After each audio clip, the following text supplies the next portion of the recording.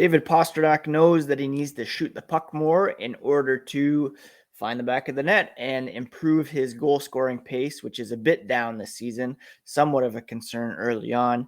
And we are also going to talk about the Atlantic Division power rankings here on today's episode of Locked On Boston Bruins. Let's get into it, shall we?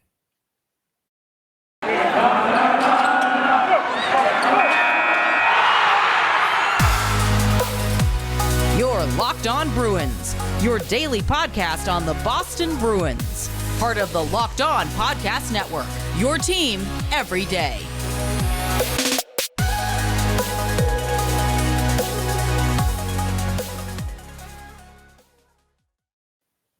What is up, Bruins fans, and welcome back to the Locked On Boston Bruins podcast. I'm your host, Ian McLaren, and this is a daily show where we discuss all things Spoke to Be, as well as take a look around the NHL. Today is Tuesday, November 2nd.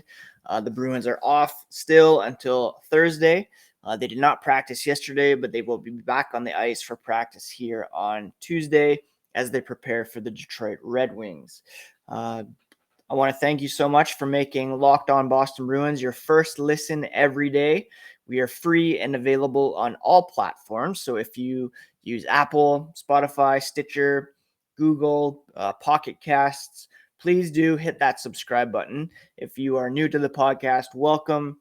5 days a week, brand new podcast that you can expect in your feeds, and you can download, listen, and enjoy at your convenience. If you could also rate and review, that would be very much appreciated. We are also on YouTube, so please subscribe over there as well. You can catch the podcast in video form and comment, like, and get some conversation going there as well. As I mentioned, we're going to talk off the top about David Pastrnak. He has recorded 2 goals and 3 assists for 5 points through 7 games this season. Decent point total, but it's that goals that is a bit of a concern. Right now, he is on pace for only 23 goals for the season, which is well down from the 48 he scored in 2019, 2020, and off the 20 goals in 48 game pace that he recorded last year. Still, he is getting shots on goal. He's registered 4.43 per game this season. That's the 8th highest rate in the NHL, but he admits he might be deferring a little too much. He spoke Sunday following practice at Warrior Ice Arena, and he said even though he's a shooter, he's always looking to pass first. He definitely wants to get out of his game a little bit, or at least even it up and make the right decisions. Get it out of his game, I should say. That's the part of things that when they don't go your way, sometimes you're passing instead of shooting, and the opposite. So yeah, he's getting those shots on goal. The puck isn't going in the back of the net, so he's kind of deferring a bit more to passing in order to create some opportunities for the team and not, come across as selfish perhaps. He said, I have to get a little bit back to shooting more and definitely getting the opportunity, thinking shot first, especially when things are going a little slower than usual. Bruins head coach Bruce Cassidy noted it's easy to sit back and ask why a player who scored nearly 50 goals 2 seasons ago wouldn't shoot the puck every chance he gets. But he added Pasta is not just a goal scorer, but he's also a creative player who can dazzle with his skill and speed. Coach said he seems like he's trying to make plays more than shoot right now. He's been off net a little bit early on, but he'll get better. He cares. He wants to get better. He's in good spirits. It's just getting it to translate on the ice. It's just that shot versus pass mentality, and players go through that in stretches. It got to the point during Saturday's win over Florida that Pastrnak was bumped down to the second line with Craig Smith taking some shifts on the top line. Bruce Cassidy anticipates Pastrnak will be back with Marchand and Bergeron on Thursday. Just one of those games he thought they were turning some pucks over, an opportunity to do something different. sometimes when you switch lines, guys will complement each other, and they all bought in pretty well. Pastrnak said, again, he's just focusing on getting better, practicing every day. It's a long season. It's not going to go your way for a full 82 games. It's just once it doesn't go your way, you have to focus more on the details and kind of sit back and start from the beginning, play simple, get yourself back into where you feel comfortable. He's had slumps during his career, so he's pretty sure he's experienced enough to know how to handle it. He knows it's going to come, just focusing on having fun, and the next couple of days is great timing. Pretty sure he'll be fine. And yes, if you saw Pasternak's Halloween costume, dressed up as Ace Ventura, girlfriend Rebecca Rolson dressed up as a monkey clinging to him, which was hilarious. Last night, a bunch of Bruins, I believe, went to the Celtics game. So yeah, not really getting too much in his head, and just trying to, keep things in perspective, do the work, and try to get back on track when it comes to finding the back of the net in Thursday's game against the Detroit Red Wings. Now, also at Sunday's practice, Craig Smith didn't practice after returning from a 3-game absence due to injury, but it was just a maintenance day. He got through the game, no problem, no damage. Medical team wanted to give him an extra day, and he should be back practicing here today, getting ready for Thursday's game. Nick Foligno, he's on injured reserve. He's missed the last 5 games with an upper body injury. He's skating on his own. He remains week to week, according to the Boston Bruins. He's skating, which is good. Not with the team, unfortunately, Bruce Cassidy said, which is not going to put him in the lineup anytime soon until he hits that point where he can skate with the main group, but still lists him as the same as where he's been, which is week to week. One other note, Bruce Cassidy talked about Connor Clifton, who had a game-high 6 hits in Saturday's win over Florida. He said he was an animal physically, yet under control. He's going to have some burps with the puck like everybody, but in general, he did a lot of good things physically. If you watch the tape again, finishing checks, counter hits on good players for them, winning some puck battles. He liked his game, and that came after being scratched against Carolina in favor of Jacob Zboril. So we'll see who's at practice here on Tuesday, and hopefully, Craig Smith is okay. Nick Foligno can continue to make some positive steps, and the Bruins can get a full lineup back on the ice sooner than later. Before we get to some power rankings, a quick word about DirecTV. It's a simple way to get all the entertainment you love without the hassle. DirectStream brings your live TV and on-demand favorites together like never before. That means you can watch your favorite sports, movies, and shows all in one place. The best part? There's no annual contract, so you can stop waiting and get your TV together with DirectStream. Learn more at directtv.com. That's directtv.com. Thank you again for making Locked On Boston Bruins your first listen every day. Again, we're free and available on all podcast platforms as well as on YouTube. So please do go ahead, hit that subscribe button, download, make it your first listen every single day. Very much appreciated. On Tuesdays here on the Locked On Boston Bruins podcast, we look at the Atlantic Division power rankings. And I typically rank the teams from 8th up to number 1. And number 8, no surprise at the moment, the Montreal Canadiens. They are 2-8 through 10 games, coming off a trip to the Stanley Cup Final. Again, they're without Carey Price, who remains in the NHL's player assistance program. Shea Weber is all but retired. Philip Deneau went off to the Los Angeles Kings in free agency. And just yesterday, they sent a struggling Cole Caulfield, who is expected to challenge for the Calder Trophy, down to AHL Laval. So they seem to be at the point where they're perhaps embracing the tank. And hopefully they will be able to stay down there and not make any comebacks in advance of the playoffs and heading into the draft. It really looks like they're Sorry. Yeah, it really looks like they are, embracing the tank. Sorry, there's just somebody knocking on my door at the moment. Just dropping off some leftover Halloween candy. Thank you, neighbor.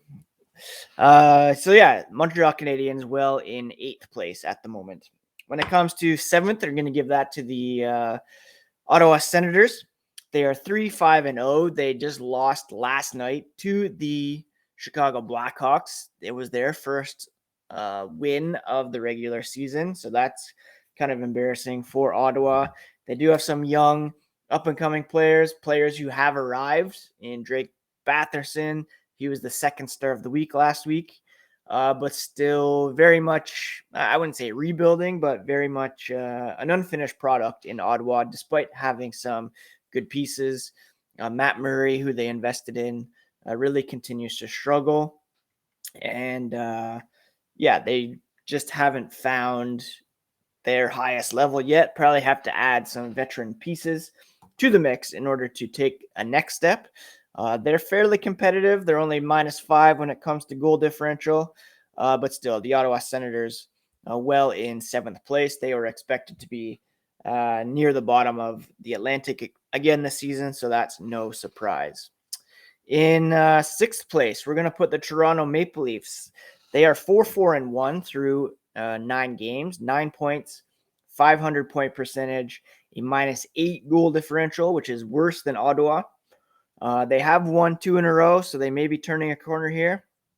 But still, at this point, not quite living up to their potential. And we hate to see it. The Bruins will be playing the Maple Leafs in Toronto on Saturday, so that will be a big game for sure. And hopefully the Leafs continue to scramble here early on in the season as the Bruins look to improve their record as well. In 5th place, a bit of a surprise, the Detroit Red Wings. They are 4-3-2 through 9 games, 10 points, a .556 point percentage. And they have really surprised early on. Just going back to the Maple Leafs, I should add they have a league high 55.97 Corsi percentage. When it comes to expected goals, they rank 4th. So they are really, suffering from a bit of bad luck. PDO-wise, they're 27th in the NHL. So their shooting percentage is way down from what you would expect, especially at 5-on-5. So it's really only a matter of time before the Maple Leafs do break out here, especially offensively, and start piling up the wins. Again, Corsi is shot attempt differential. Expected goals is the number of shots, but taking into account kind of actual scoring chances and high danger chances. And then PDO is save percentage and shooting percentage added up together. The idea is that the average will be about an even 100. If you're below that, you're suffering from some bad luck shooting wise.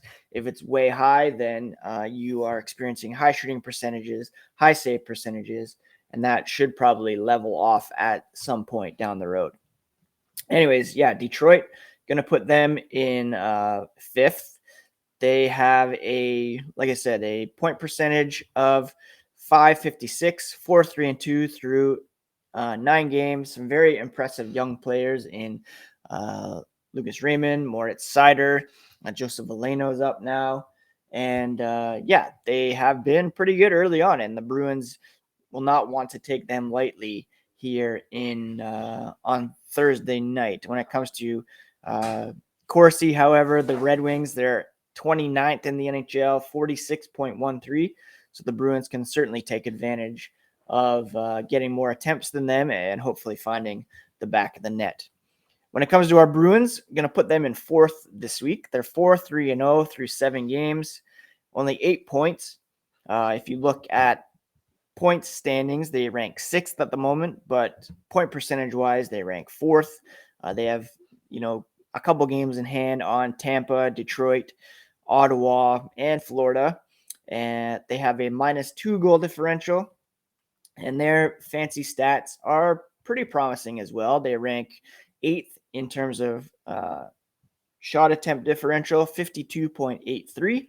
When it comes to expected goals, the Bruins rank second 5-on-5 at 56.52.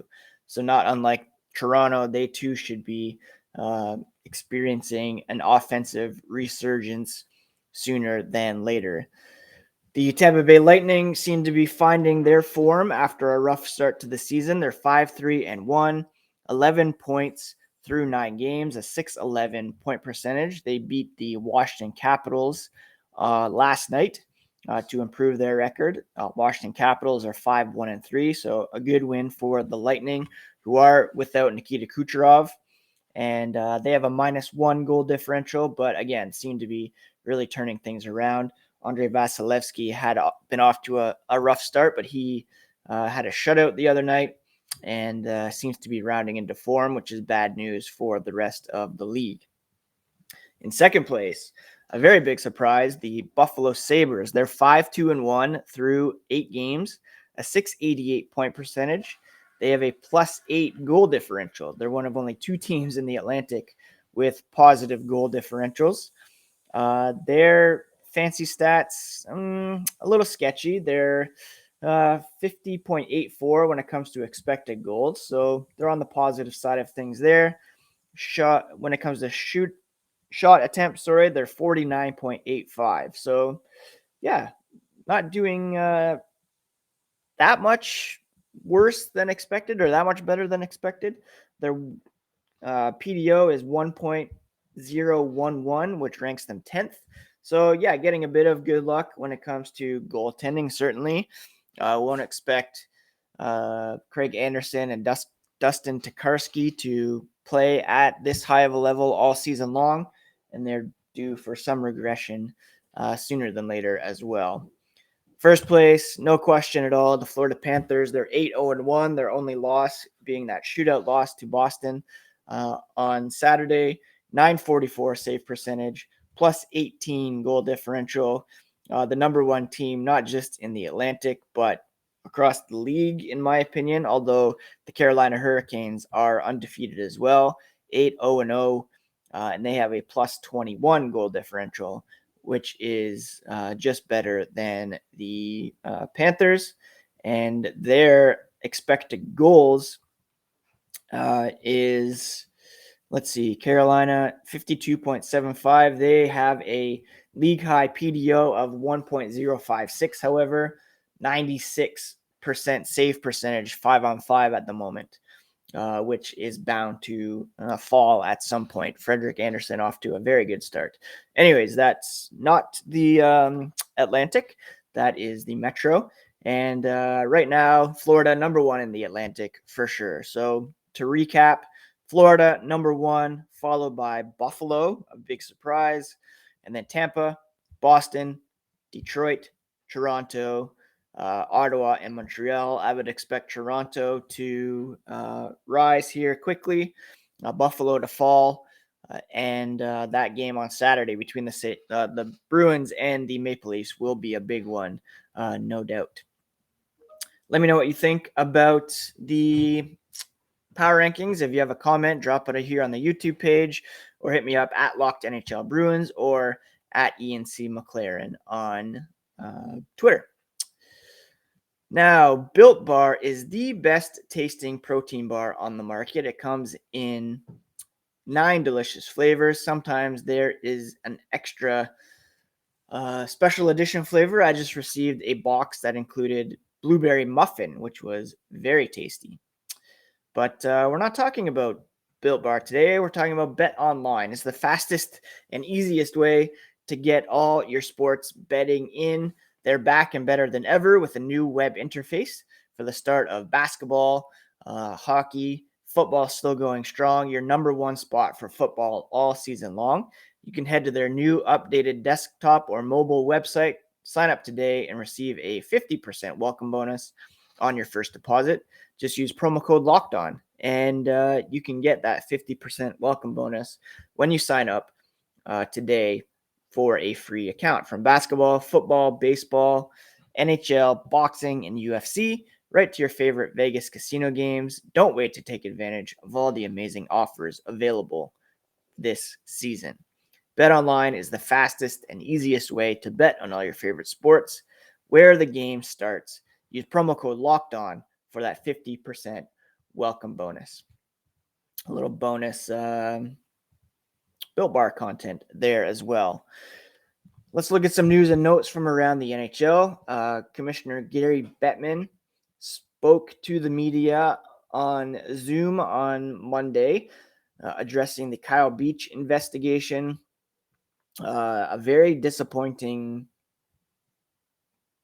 presentation, I guess you could say, from Bettman. He apologized to Kyle Beach, but he also attempted to defend the league's disciplinary action in the scandal, saying that, the $2 million fine was appropriate, allowing Joel Quenneville to coach the Panthers Bruins game last season. Didn't want to prejudge, absolving Winnipeg Jets general manager Kevin Cheveldayoff for what he considered to be a minor role in the process. Every time someone from the league talks about this situation, it just seems to get worse. And Gary Bettman certainly didn't come off in a good light yesterday. Again, he said Cheveldayoff was a minor player in the affair who thought the allegations would be handled properly and differently. He believed Cheveldayoff wasn't in a position to speak out because he didn't have access to the information about the situation. Despite being in the room, he was the assistant general manager. Reporters questioned Bettman about the $2 million fine when the league fined the Devils $3 million and docked the Coyotes 2 draft picks, including a first, for violating the draft combine rules. He said it was different context and different facts. He was pretty widely roasted on social media and in some mainstream media for his response. Daily Faceoff Scott Burnside believes the league seems more concerned with rationalizing their criticized responses rather than having a frank and open discussion. The Athletics' Sean Gentili felt Bettman's goal was protecting the league, its owners, and its money. He also took note of Bettman's response when asked if the league would reach out to Sheldon Kennedy, a former player, sexual assault survivor, and advocate against abuse, bullying, harassment, and discrimination. Bettman said Sheldon's experience was not at the NHL level, which is pretty gross. Kennedy told the Athletics' Pierre LeBrun the league and the NHLPA have never reached out to him over his 2 decades of work that has earned him several honors, including the Order of Canada, which is handed out for exceptional citizens of this country. Sportsnet's Luke Fox summarized the performance by saying he managed the situation but clattered it with lawyer speak. He also said that Bill Daly told reporters the league had closed its investigation of Bill Peters in regards to Akim Aliu and some racial slurs directed towards him. Akim Aliu's lawyer, Ben Macelis, denied the league has contacted him. So that's another mess. The NHL Players Association reps, which for the Bruins is Brandon Carlo, they spoke to Donald Fear of the NHLPA about their mishandling of the alleged sexual assault. And there's going to be a vote in regards to opening investigation of the Players Association and how they handled that situation. So, yeah, just another day, another instance of the NHL coming across very poorly in this situation. There's a clear divide between people still involved in the league and those who are outside of the league about their, willingness to really speak about this situation. And just those who are still tied to the league, players, executives, they are far more reluctant to be open to talking about this than people who are a bit removed from the situation. So we get more of an honest take from those who have moved on. Anyways, a bit heavy to end the podcast again today, but I think it's important to mention these things. Again, the Bruins back on the ice for practice here on Tuesday, another day of practice Wednesday, and then they will be back in action Thursday night at home against the Detroit Red Wings before they take off to Toronto for their first game in Canada since the playoff bubble of 2020. I hope you are all doing well. Your weeks are off to a good start. Again, thank you for making Locked On Bruins your first listen of the day. I'd recommend Locked On Fantasy as your second listen.